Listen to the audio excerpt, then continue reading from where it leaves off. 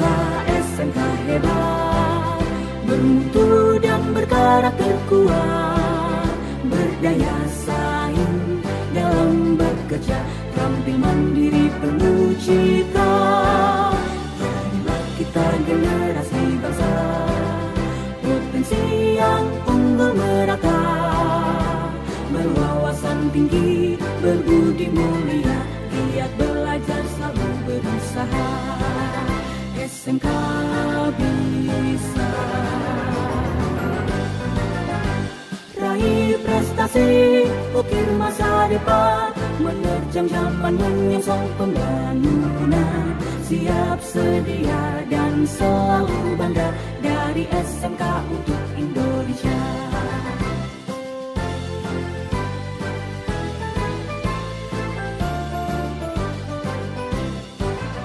SMK bisa, SMK hebat, bermutu dan berkarakter kuat, berdaya saing dalam bekerja, tampil mandiri penuh cita. Jadilah kita generasi bangsa, potensi yang unggul merata, berwawasan tinggi, berbudi mulia, giat belajar, selalu berusaha. SMK bisa raih prestasi, ukir masa depan, menerjang zaman menyongsong. Selamat berjumpa kembali calon siswa-siswi SMK Negeri 3 Teknologi dan Rekayasa. Selamat bergabung bersama kami di sekolah tercinta. Baik, sebelum Ibu mulai menyampaikan materi pembelajaran, terlebih dahulu Ibu perkenalkan diri. Ada pepatah mengatakan bahwa tak kenal maka tak sayang, dikenal maka disayang. Baik, nama Ibu Yuliana Ansanai, guru mata pelajaran Pendidikan Pancasila dan Kewarganegaraan. Baik, untuk pertemuan kita kali ini, Ibu akan menyampaikan materi pembelajaran tentang 4 pilar kebangsaan. Apa saja yang termasuk di dalam 4 pilar kebangsaan itu? Baik, kita akan mulai belajar bersama-sama. Sebelum Ibu menyampaikan lebih detail tentang 4 pilar kebangsaan, Ibu yakin dalam kehidupan sehari-hari, entah kalian di dalam lingkungan keluarga, sekolah, maupun masyarakat, Ibu yakin kalian sudah pernah dan sering mendengar apa yang dimaksud dengan pilar. Ibu ibaratkan contoh di dalam keluarga ya. Ketika seseorang ingin membangun sebuah rumah, otomatis yang diutamakan pertama adalah membuat fondasi. Setelah membuat fondasi, kemudian tahap yang berikut membangun tiang-tiang penyangga. Nah, fungsi tiang penyangga ini adalah untuk ketika membangun rumah, maka rumah itu akan kuat. Sehingga ketika datang berupa ancaman, gangguan seperti hujan, badai, dan segala macam gangguan, otomatis orang-orang yang berada di dalam rumah tersebut merasa nyaman dan bahkan tidak pernah akan kena yang namanya hujan. Oke, berangkat dari contoh kehidupan sehari-hari, kita pindah ke materi kita, yaitu 4 pilar. 4 pilar dalam konteks yang lebih luas, kita belajar dalam konteks bangsa dan negara. Nah, pilar yang dimaksud adalah merupakan penyangga berdirinya negara kesatuan. Nah, apa saja yang masuk dalam 4 penyangga negara kesatuan? Baik, kita lihat bersama-sama. Yang pertama adalah Pancasila. Kemudian yang kedua adalah Undang-Undang Dasar Negara Republik Indonesia tahun 1945. Kemudian pilar yang ketiga adalah Negara Kesatuan Republik Indonesia, dan yang keempat adalah Bhinneka Tunggal Ika. Nah, 4 pilar kebangsaan ini merupakan penyangga bagi negara kita, yaitu negara Indonesia. Baik, Ibu akan mulai menjelaskan satu persatu dari 4 pilar kebangsaan kita. Yang pertama, Pancasila. Mengapa Pancasila menduduki urutan pertama dari 4 pilar? Karena Pancasila dianggap sebagai dasar negara. Selain sebagai dasar negara, Pancasila juga memiliki fungsi yang sangat fundamental, yaitu Pancasila merupakan sumber dari segala sumber tertib hukum yang berlaku di negara kita. Kemudian Pancasila sebagai falsafah, filosofi, dan sebagai perilaku kehidupan. Artinya Pancasila merupakan falsafah dan dasar negara dan merupakan pandangan atau cara hidup bangsa Indonesia dalam bermasyarakat, berbangsa, dan bernegara untuk mencapai cita-cita nasional.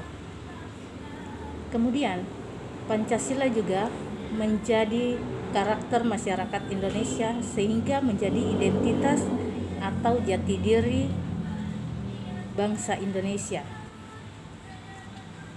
Dan yang terakhir, Pancasila merupakan rujukan atau acuan sekaligus tujuan dalam pembangunan karakter bangsa.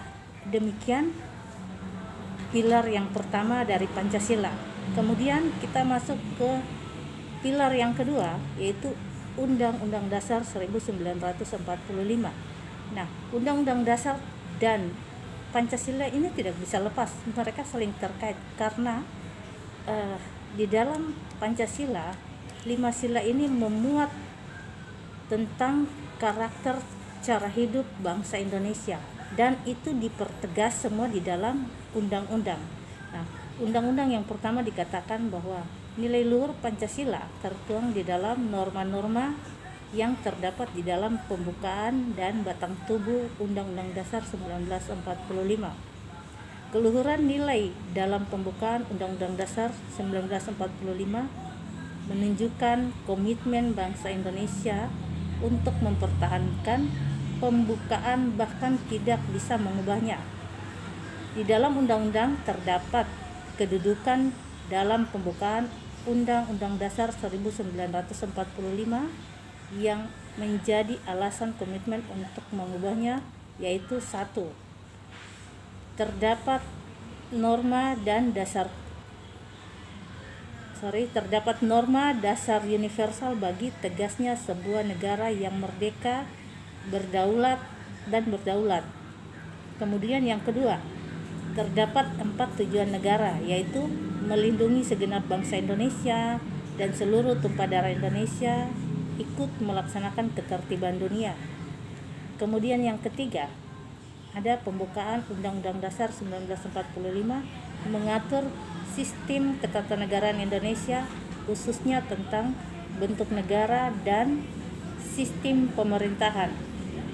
Dan yang poin keempat, nilainya sangat tinggi bagi bangsa Indonesia dan negara Indonesia sebab pembukaan UUD 1945 terdapat rumusan dasar negara yaitu Pancasila.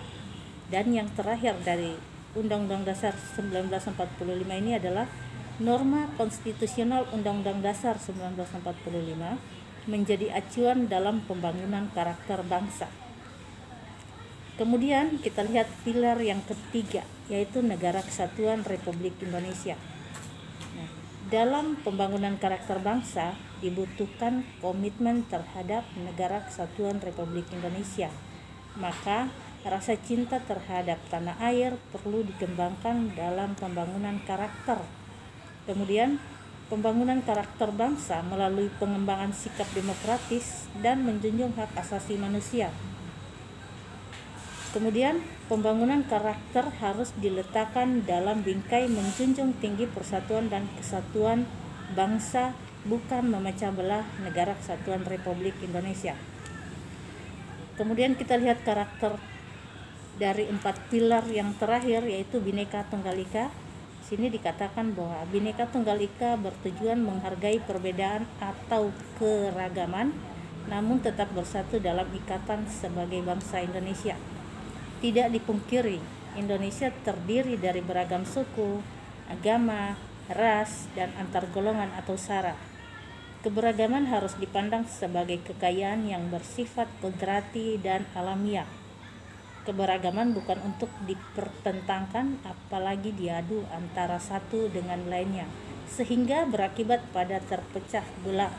Oleh sebab itu, Bhinneka Tunggal Ika harus dapat menjadi penyemangat terwujudnya persatuan dan kesatuan bangsa. Selain itu, Empat pilar ini juga menjadi panduan dalam kehidupan ketatanegaraan untuk mewujudkan bangsa dan negara yang adil dan makmur, sejahtera dan bermartabat. Selain itu, empat pilar tersebut tidak dimaksudkan memiliki kedudukan sederajat, tetapi setiap pilar memiliki tingkat, fungsi, dan konteks yang berbeda-beda. Pada prinsipnya, Pancasila sebagai ideologi dan dasar negara, kedudukannya berada di atas tiga pilar lainnya. Empat pilar tersebut merupakan persyaratan minimal bagi bangsa Indonesia untuk berdiri kokoh dan meraih kemajuan berlandaskan karakter kepribadian bangsa Indonesia.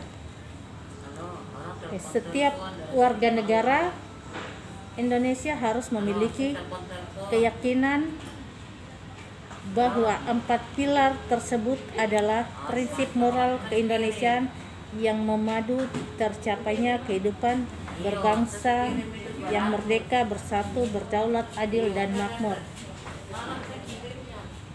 Kemudian yang terakhir kita lihat kira-kira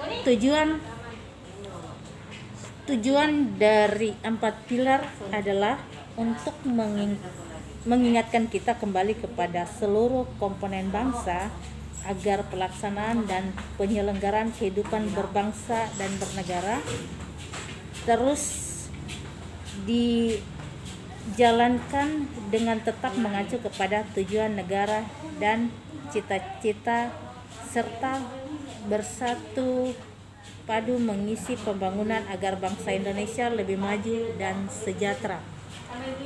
Nah, anak-anak, demikian pertemuan kita pada hari ini tentang empat pilar kebangsaan. Harapan Ibu ketika mendengarkan materi yang telah Ibu sampaikan dapat kalian terapkan dalam kehidupan kalian dalam lingkungan keluarga, sekolah, maupun dalam lingkungan masyarakat. Kemudian yang terakhir, dari materi yang telah Ibu sampaikan, tugas yang Ibu berikan kepada kalian, coba berikan pendapat kalian mengapa penting kita mempelajari empat pilar kebangsaan. Kalau menurut Anda penting, tolong berikan pendapat kalian. Dan andaikan menurut kalian tidak penting, juga tetap berikan pendapat kalian yang kalian ketahui. Demikian penyampaian materi Ibu pada hari ini. Kita jumpa lagi pada materi-materi pembelajaran berikutnya. Selamat pagi.